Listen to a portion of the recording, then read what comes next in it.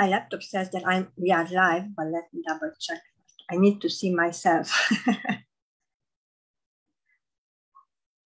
And there we go. Hi guys, how are you today? This is Krisztina, and this is the newest episode of the Truth Runners Talk Show. I've really missed you guys. It's been, I think, 2 or 3 weeks. I've been working on surprises for you, but here we are today with a very special guest, and I am very honored to have with me today Chaz Wesley. Welcome, Chaz, to the Truth Runners Talk Show. Thank you. Thanks for having me. It's my pleasure. Thank you. I mean, it's amazing. Thank you for accepting my invitation. Today's topic, guys, it is the power of perspective. What I would love from you is if you tune in while we are live, you can ask your questions, you can comment, you can give us hearts. We love giving and receiving hearts as well. Before we start, I would love to introduce Chaz just in a couple of words so you know who is my guest today. Chaz is a grief expert, transformational coach, an international speaker, and he is a global influencer. He is best known for his work as a death doula and grief expert in the field of end-of-life education, which is very interesting. I love that, Chaz, really. Chaz is a past recipient of the United Way's Evergreen Spirit Award and has been honored with the Spirit Award by the Center of Counseling and Education. Congratulations for that. It's really amazing. Thank you. And thanks again for having me. It's my honor to be here. I introduced you just in a couple of words, but would you mind, before we jump in our topic, the power of perspective, the power of perspective. Yeah. It's a big deal. Tell me a little bit, who is Chaz? Why do you coach? And why this topic? Well, as you mentioned, I've been in the business of death and dying for well over 25 years, both as a death doula, a grief counselor, and I worked in hospice and palliative care for that long. And as you can imagine, looking at what we call death is a perspective that many of us don't want to look at. It scares us. We kind of run from it. We don't understand it. And then somebody like me walks in who's around death every day. For 25 years, death was my daily job. And so the perspective shifts, obviously, when you're looking at something habitually. But I moved that a little bit as I retired from hospice and opened my own private practice in counseling and coaching. I was able to understand that most of the problems and issues that we face every day, we're looking at from a perspective that is maybe the perspective of the problem rather than the perspective of the solution, or the perspective of our weakness rather than from the perspective of our strength. So being able to move that, and I'm so glad you called this the power of perspective, because it is power within us. I would even call it a spiritual power that we can build upon in order to look at things not from another person's perspective, but from a higher perspective in consciousness, so that we can understand what the full picture is instead of only this one now moment in which we're finding it. Oh, wow. In like about a minute, what you said, I have so many questions. First, it was like that you are able to talk so naturally about death, right? And you said, and what I've noticed is that people usually, they ignore the subject. They don't really like to talk about it. That's right. Why is that? Because it's part of life at the end of the day. And it is. Yes, from a different perspective, it's not that bad at all. Right. You know, the thing that I've noticed in practice is there's a lot of these major concepts throughout our life experience that we don't talk about. For instance, I was never taught about money. And money is an everyday piece of my life. It always has been, it always will be. And so I had to look at money and financial issues as from a different perspective. And the same can be said about death and dying. We're not taught that it's okay or that it will be part of our life experience. We may be drugged to a funeral from time to time or told that old people die or sick people die. But when it really touches close to our heart and our home, we take on that different perspective because it becomes real for the first time. Otherwise, it was just a story. And maybe it was a generational story, but it was just a story. And that story was not true until we lived that truth with it. Wow, that's amazing what you were saying about the generational stories, you know, because we grow up, at least I grow up with not really my beliefs and my perspectives, but the beliefs of my family, of all my relatives, my teachers, and this was begun not just to death, but to everything. Yeah. And I'm going back to finances, for example, to money. I can say I used to be financially illiterate. And unfortunately, what I'm seeing is the most of the population, because nobody's teaching us, nobody shows us, we are kind of financially illiterate. And I think this can be said about what you are doing, you know, about death. We are death illiterate. That's right. We do not know exactly what happens. Yes, we know the rituals, what's going on when someone dies. Let's call it die, okay? And then, especially as a kid, you don't really understand what's going on. You said, yeah, you are dragged to a funeral and you see people crying and, you know, kind of depending on the culture, how it's going on, but you don't really understand. But when you experience it yourself, then you found yourself in a situation that you just don't know how to handle it. Yeah. Because someone dear to you, someone close to you, someone you really loved was kind of taken away by God. Okay, because this is right what we've been taught, and then you just don't know how to cope. I think this is where you can actually it starts there with the myth around death, and then it grows into another story about our grief, because we're also not taught how to grieve, or, you know, the healthy coping mechanisms that we know around grief. And yet it's something that every single person on this planet will experience. So it's really interesting to look at it from that broad perspective and notice how many of these major life experiences we are not told about. And we have to live into it in that moment. And we take all of those old stories with us, and we take maybe our religion with us, or our construct from a family generational story that continues. And sometimes those are not true. Many times those are not true. And so it's funny how we get in that place and we become stuck there because we don't know exactly how to move forward through that from a place of knowledge, from a place of truth. I love your title of this show, The Truth Runners, because it is getting to that place of understanding what is true for me, for you, individual, and then to take that and look at what's true and not true from a collective consciousness. There's a lot of things not working on this planet, and I can tell you every single one of them are based on a myth or an untruth that we have to detangle a little bit to find our way. And there's nothing new about that. Every master teacher has talked about the understanding that when you know the truth will set you free. Jesus said it, the Buddha said it, Martin Luther King Jr. said it. Every master teacher has spoken of that. But we have even interpreted that incorrectly, because we like to just say a cliche like, the truth will set you free.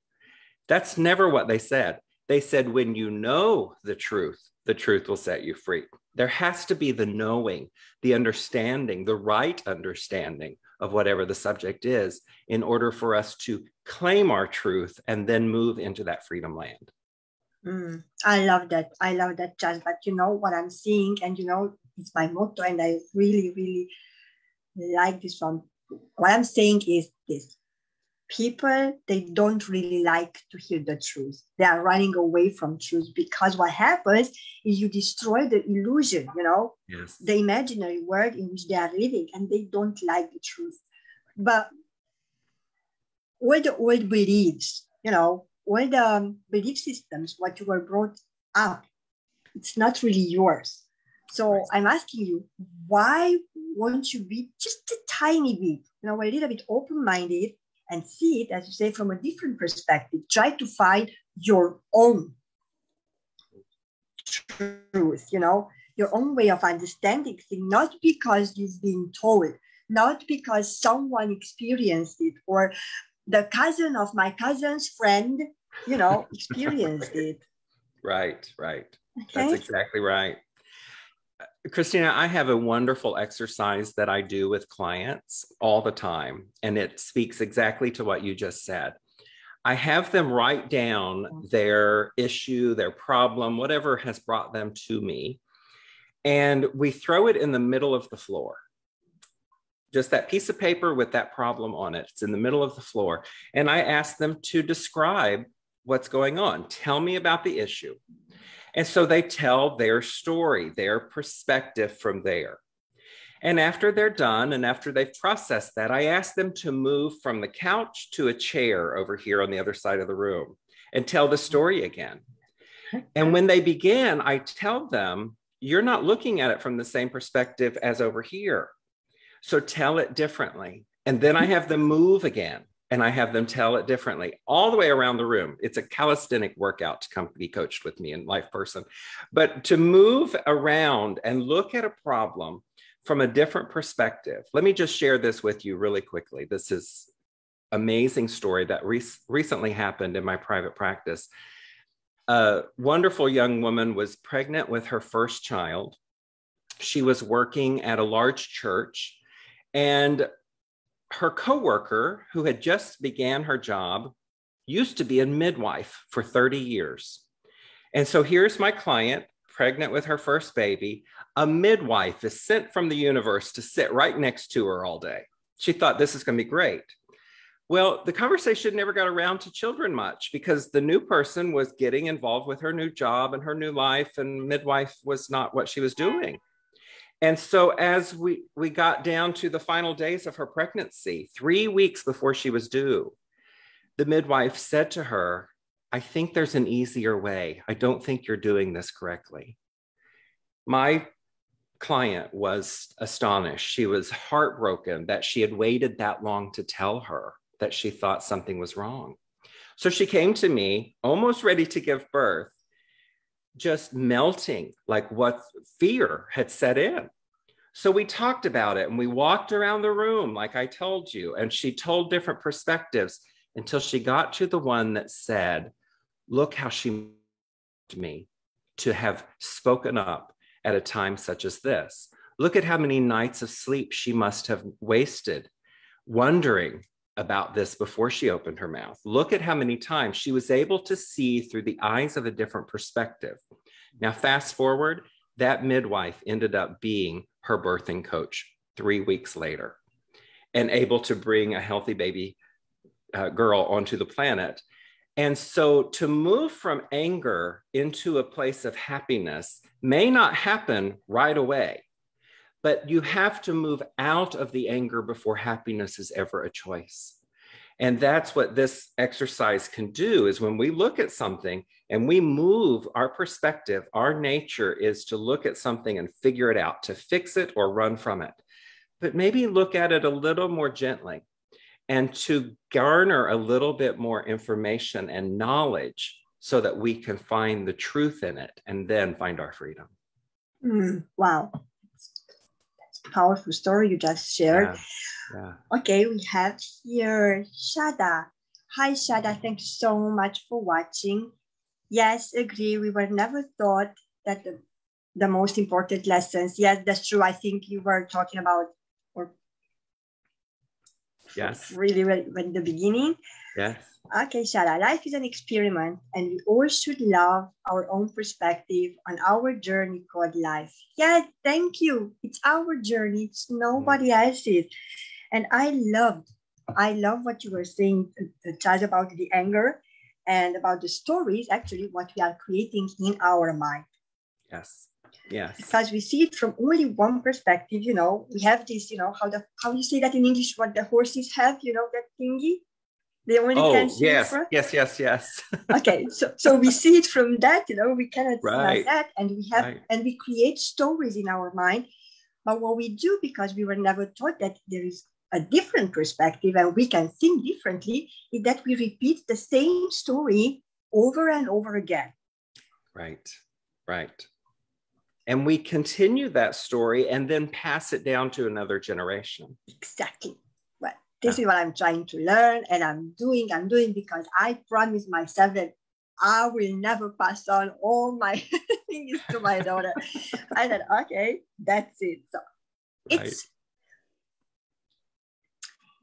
It's an ongoing lesson. It's an ongoing process, really, shifting and changing generational beliefs and, conditionings, because there's no other word I can say, because sometimes we are so conditioned and it's so deep in our subconscious mind that it's hard to open.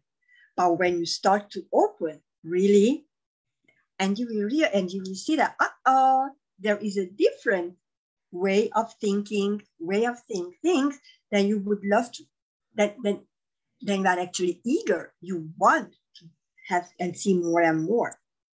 Yes. And just for a second, I'm going to go back when you were talking about anger. And this brings me to emotions. Because this is another thing. What I think probably 99% of those from my generation, we were never taught how to deal with our emotions. Or we've been taught to hide them. Right. Boys don't cry, girls don't do this. Oh, you're winning like a, Yeah. But this, all they taught us is to suppress our emotions. How about this? Mm-hmm. We have 22 major emotions within our human system. Now, you and I could name 2,200 emotions, but they can all be boiled down to just 22. Grief is number 22. It's the heaviest of all human emotions. And anger is about 18. So it's pretty low on the poll as well. And it's heavy. And so when we are told that anger is bad or that grief is not what we should be doing, if we shouldn't cry or shouldn't be jealous or shouldn't be insecure, again, just what you said, we're suppressing those. Our emotions are there to guide us. They are our best friend in any moment.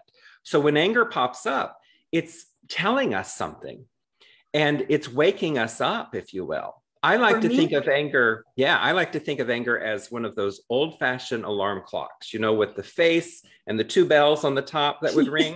I love those. And I think of anger like that. And I put it right at the pit of my stomach, which is where we feel our anger so much of the time and our fear. And so as it goes off and we get angry or we get fearful or we feel insecure, that alarm clock is doing something for us. It's saying, hey, you could wake up to the truth. You could wake up to your alignment. You could wake up to what is real and true for you.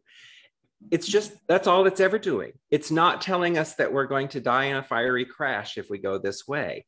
It's just saying, wake up to what is true, know that, and be set free from the anger. But you're right, we are taught to suppress our emotions when indeed they are guiding us always. Thank you, Chaz. I so much agree with you, because anger for me, it actually shows where are actually my boundaries. Okay, when I get angry, I'm like, okay, there was the limit, and that's a little bit of anger management. Right. But now, yes, but I didn't know how to manage, okay, I'm angry, I burst on everybody, I blame everybody, everyone else, right? It's not me. I never owned it. I never learned to grieve, right? Most of us don't. Most of us don't, right? And I'm saying this, all these emotions got trapped in our body. So that's why I really admire you for what you are doing, because grief, when you don't live it actually, and you don't have that period of grief, it can be, I don't know, a week, a month, a year, but when you're not allowing yourself to grieve and you suppress, that's gonna be trapped in your body. That's right. And our body, at one point we said, now, and it shuts down. Yeah. We call that toxicity. When something is trapped in our body, it becomes a poison. Kind of like if you trap something in a jar, it's going to die and rot and mold and become toxic to some degree. The same with our emotions. When we are suppressing them and holding them within our body, there's a toxicity that happens, and we spew that toxicity out through our words and our actions, and sometimes through self-harm. So it's understanding that we are part of this ever-evolving process of keeping the channel open. And yes, you're going to get angry in life. There's nothing wrong with getting angry. It's one of the emotions within you that kicks in. It's just that it's always telling you only one thing. You could be less angry. You could be more aligned. You could be in love instead. But when it comes up, let's deal with it rather than holding it and carrying so long. True. I love what you were saying about the words. Yes, because when we are angry and we have all the suppressed, trapped emotions, we project all the. But words have power. Are really, really powerful. And at the end of the day, my thinking is that we have to deal with ourselves first. Yeah. We can heal ourselves. We can deal with our emotions. And when we find that peace and we can, accept the fact that, yes, I am angry. Yes, I'm grieving. Yes, I'm in love, and accept all that you are, then what you were saying, you are in alignment, right? Yeah, yeah. This happens when we study consciousness, when we understand that our greatest power is in how we hold our thoughts and our imagination and what we do with those thoughts. It's interesting because if you had 5 things in your life, and I know you've got 5,000 more than that, but 5 things in your life, and 4 of those were going really well, but one of them was not going so great. Guess where our attention goes? It goes to the one not going so great.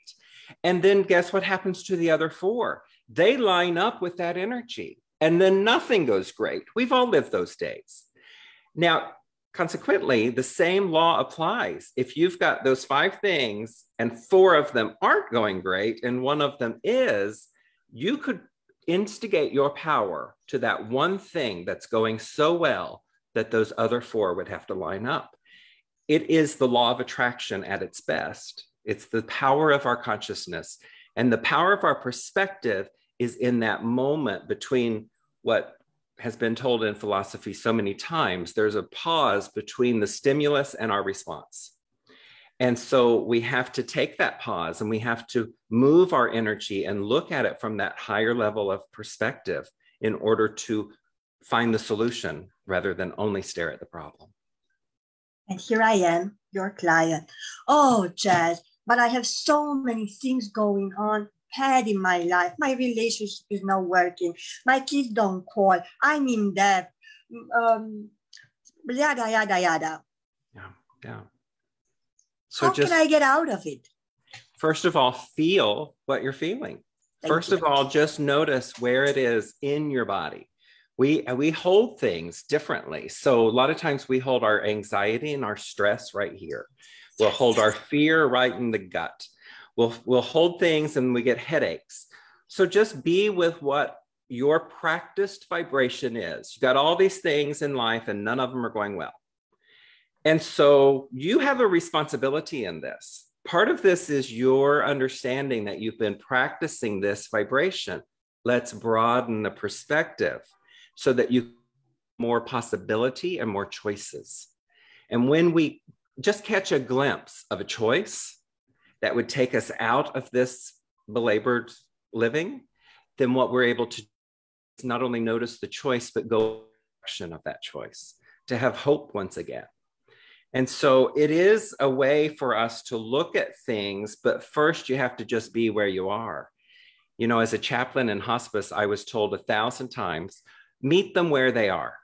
And I would have to meet them in their grief, meet them in their anger, meet them in their insecurity. And whatever that is, you have to meet yourself there and then break that cycle when you choose to do so and go in the direction of your desire. I'm making notes. I've got questions. Okay. You were talking about where we hold our power. You were talking about meet them where they are and about breaking the cycle.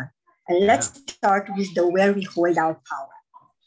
Where we hold all our emotion strength and we blame everybody else and we are not open. We see everything is black, everything is not good. That's when we give all our powers away. Mm-hmm. You've been talking about the law of attraction. Thank you. It's one of the universal laws, and you guys probably this is the one which you know best. There are a couple of others, but this is the one where they said that what you think you attract and what you feel actually you attract, because the law of attraction, it doesn't really work on what you say or what you think, but how you feel. That's right. So if you feel low, if you are always on that angry mood, on that Shrek mood, okay, that this is what you will get, because this is your vibration, which is low. It's really, really low. But you were saying that can shift if you look from a different perspective and you look at the blessings in your life. I'm sure you have hundreds of them. Yes. Then those low energy, you can shift it a little bit higher, a little bit higher, a little bit higher. And when your energy shifts, your mindset shifts automatically. Yes. And when the energy shifts, you will see good things coming in your life. Mm-hmm. But this requires you guys to know yourself, to understand what's going on in your life and within you, and to give a shit about what others say. That's right. Exactly. Now, honestly, I mean, because we pay so much attention that, oh, what the neighbor's gonna say, oh, my neighbor's cat's gonna meow. Yeah. And none of that matters. No one else is losing any sleep over your issue. Trust me. And we who are in the helping profession aren't losing any sleep over your issue. It comes down to really taking and claiming your power, because we are powerful creators. We were not just plopped on this planet to survive. We were made in order to co-create a thriving understanding of life. And so I often tell people, I don't know if you have this saying in the UK, but sometimes we'll tell another person, you got out of the wrong side of the bed this morning, right? Yeah. So I tell clients all the time, when that happens, go get back in bed and get out on the other side, metaphorically, physically, whatever it is, to shift your awareness. When I coach a lot of couples in couples counseling, and they're here because they're fighting and having issues and problems. It's not like they've come to have, a drink with me. So I'll tell them, next time you fight, strip off all your clothes and get in the shower and do it. It's impossible to have a really good argument when you're naked standing under cold water, right? And so something within us changes because we take ourselves out of an environment of that lower vibration and move it to a place that's just a different vibration. And hopefully it's higher, but different is good because it moves us and creates that flow again. Yeah. I love you, Chaz. I don't know, guys, I'm loving Chaz. I tell you. Thank you. You were talking about environment, and this is really, really important. There are many environments in life which influence us. And I love what you were saying. Change the room, go in the shower, go somewhere else. Because if you get out of that comfortable, I would say more familiar environment, you will see something different. Yes. And that can make a huge, huge difference. Yeah. I love that. You were talking about breaking the cycle a little bit earlier. Mm-hmm. And we were talking about being brought up with this and this and this, but you can be the one who said, okay, this is it. I'm going to change it. Mm-hmm. And what's interesting is that when you change as a person, you own who you are. You own your emotions. You know your emotions. You shift, your mindset and your frequency from low to high. It's not just only you, but everybody around you will notice. And because your vibrations changed, they're gonna change. Yeah. That's because you said we are co-creators, not just because as above, so below, but as below, so above, and like this all over. We are all one, like it or not, guys. That's the truth. That is the truth. That is the truth. And what a powerful truth to know that we're not alone in any of this, that we are co-creating with the spirit world, with others on this planet, with our own ancestors. We get to play in this cosmic place where we can get out of our stuff, get out of our head, get out of our way, and find that greater perspective. You know, yesterday was the 4th of July here in America, which is a big holiday, Independence Day. We celebrate that with fireworks. Every major city puts on these amazing fireworks shows.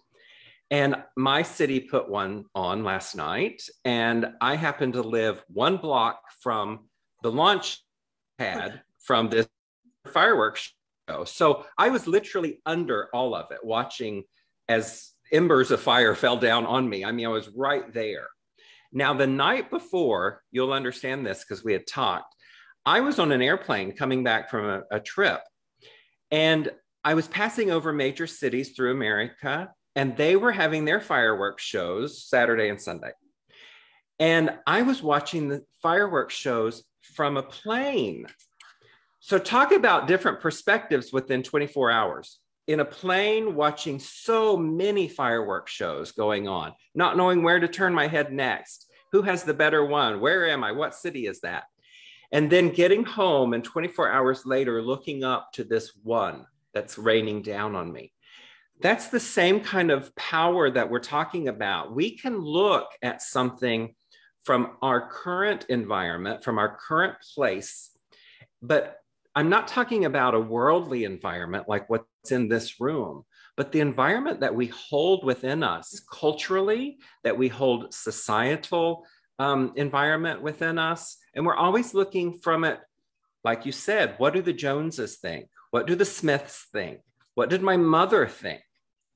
We have to step into our own, get out of our way and step into our own understanding and look at whatever this is, issue or celebration, and be able to say, I see this from my perspective, but what does my inner being see? How does my inner being recognize this? And how does my inner being love this when I am not so much loving it?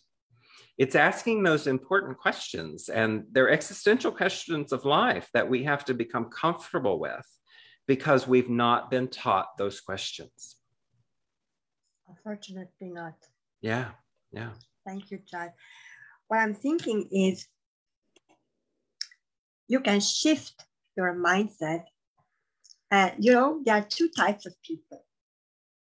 Type number one, which is the majority, hopefully it's going to be, hopefully that's going to shift, who see everywhere just problems. And there is the other type of people who see the opportunities. Yes. This is also when you shift perspective and shift mindset. And having perspectives, I would say that gives us choices. You've been talking a little bit earlier about choices. And I'm going back again there. How we have been taught to make choices based on what? Based on our gut feeling, what our instincts, what we really want, or what our mind. Yeah. And that was, in my case, it was a journey. I'm Capricorn. I'm very down to earth. I come from Transylvania, a really interesting culture, right? With a lot of things in it. And it took me a while until I was listen to my gut feeling, my instinct, instead of working with my ego, because ego is huge. Yeah. We love ego. He plays a huge role, but I'm saying sometimes he needs to be just a little bit quiet. Yeah. You know, I love talking about choice. I think it's the greatest level of consciousness that we can get to on any given day. Because when we are able to find choice, whether that's choices about a situation or even the choice for me to retreat into myself, whatever that choice is, then that broader perspective happens. And that's really when our healing kicks in. Anytime we're able to see from a broader perspective, healing starts there. And what I mean by that is, do you know what Google Earth is? You've played with Google Earth before. It's this wonderful satellite in the sky where you can actually type in your home address and it will somehow come down, find the country that you're on, find the community that you live in, the state you are in, your neighborhood, all the way into your backyard. Yeah, exactly. It's an amazing thing. And as I played with that with my own backyard one day, this was years ago, I type in my address and I watch as the satellite shows the images of the globe and then all the way to America and then to my state, to my town, and all the way to my backyard. Guess what? The satellite took a picture on the one day that the pool was green, the grass was high, and there was trash blowing in the street. I mean, never is the pool green, never is the grass high, and never is there trash on the street in my community. But we'd had all this rain and you couldn't mow the grass and you couldn't put chemicals in the pool, blah, blah. So, of course, I have this thought, if anyone else types in the address, they're going to see what they're going to say, what this environment is that I live in. I know. So it was interesting because the same thing happens when you go reverse on Google Earth. When you pull out, you can see that I live in a beautiful, clean, trash-free community. Then you pull out and you can see that I live in a society that is free, that you could pull out and see that I live in a country that is free, that you could pull out all the way to the globe and see the oneness, that we're all on this big rock together. And to change our perspective in any given moment on any given issue in that way is everything. Because there's two ways to focus. If you hear nothing else, hear this. Two ways to focus about anything or anyone. Very specifically or very broadly. Very specifically is getting down and noticing the pool is green and the grass is high, and that doesn't feel good. But when you zoom out a little bit and find that broad perspective, you notice all of the intricate details that make life good. Yeah, it's an amazing thing to look at our life through the lens of Google Earth. No, that's beautiful. It's basically seeing the greater picture. Wow. And that's amazing. That's really, really amazing. You know, not really like, and I love what you were saying about zooming in and out, because that's the same thing we can do with ourselves. That's right. That's right. I do that actually in meditation, kind of. Yeah. You know, you go there and you see and see and see, and you go and you realize that, okay, that's possible.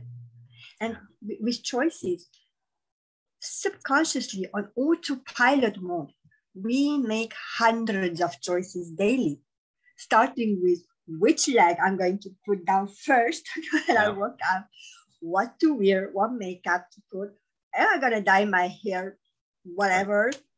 Right. Right? What am I going to eat? These are all choices on autopilot. Yeah. And we learn to make choices with bigger things as well that would really, really, really make a difference.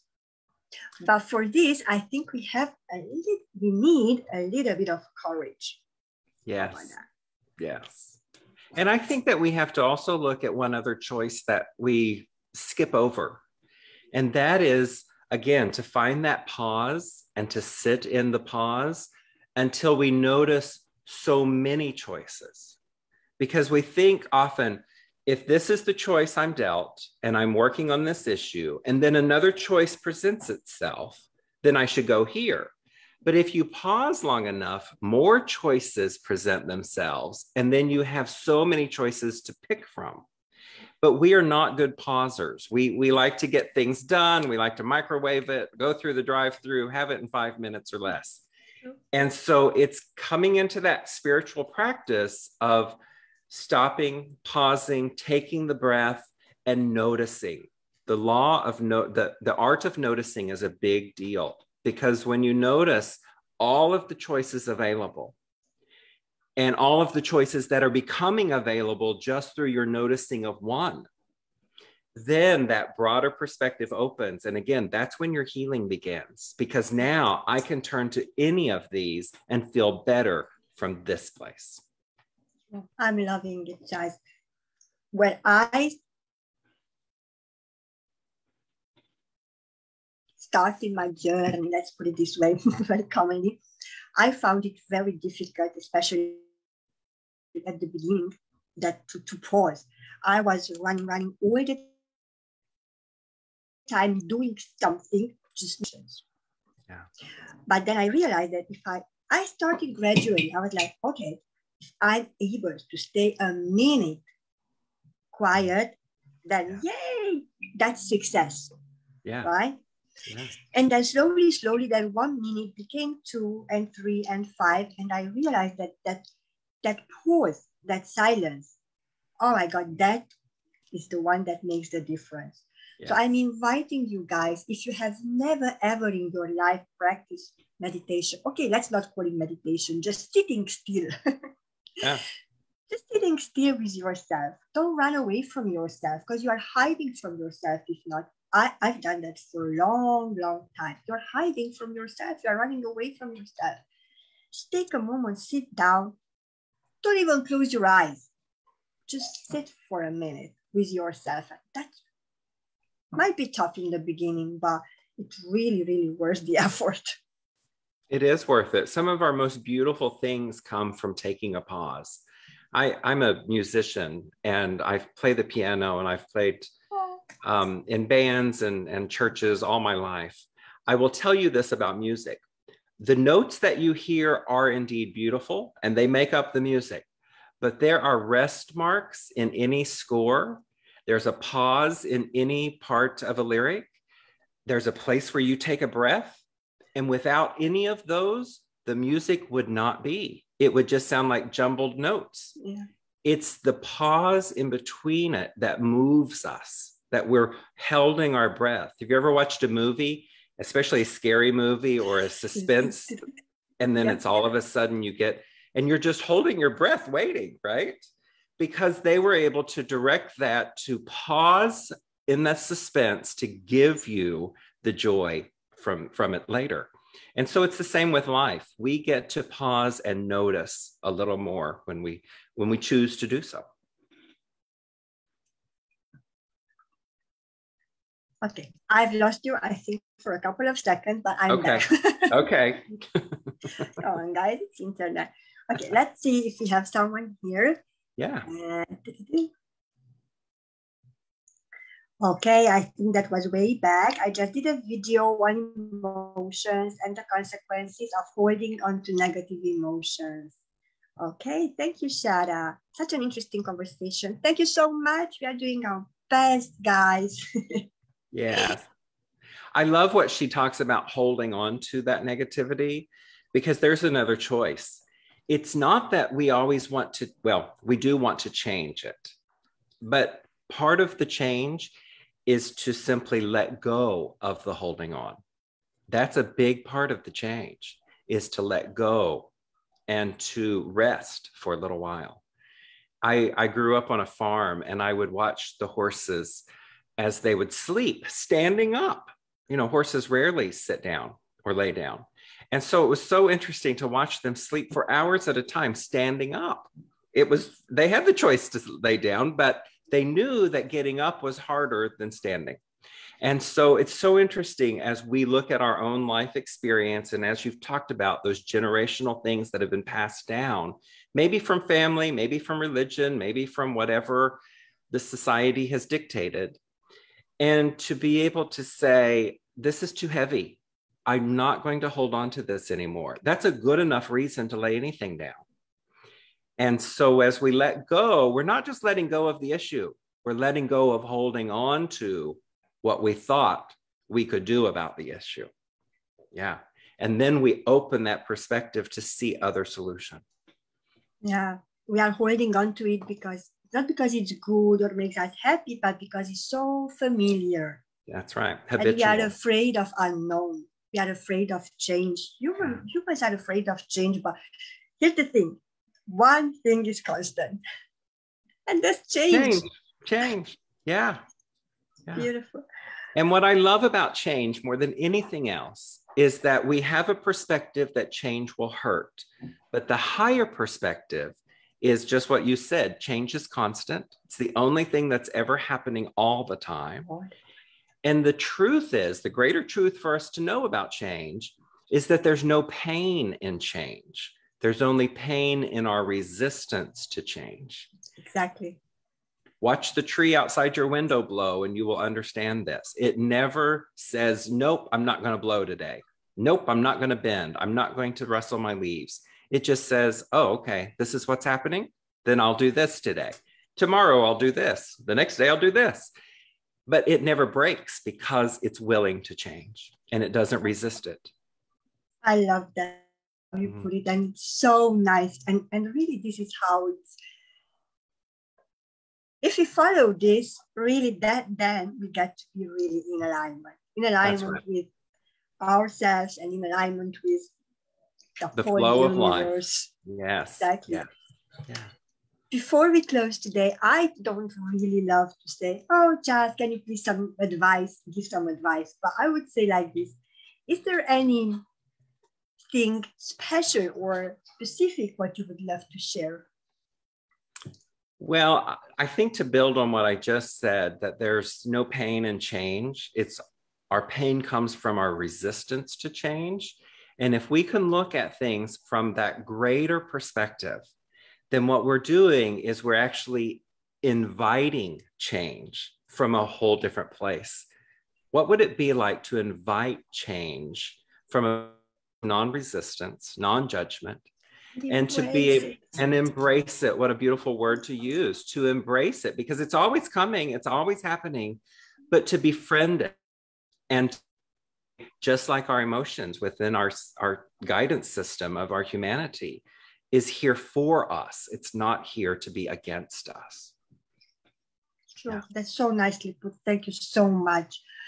Guys, if you would love to talk more about perspectives, or maybe you just need someone to talk about your grief and emotions, you can find Chaz at www.chazwesley.com or on Facebook.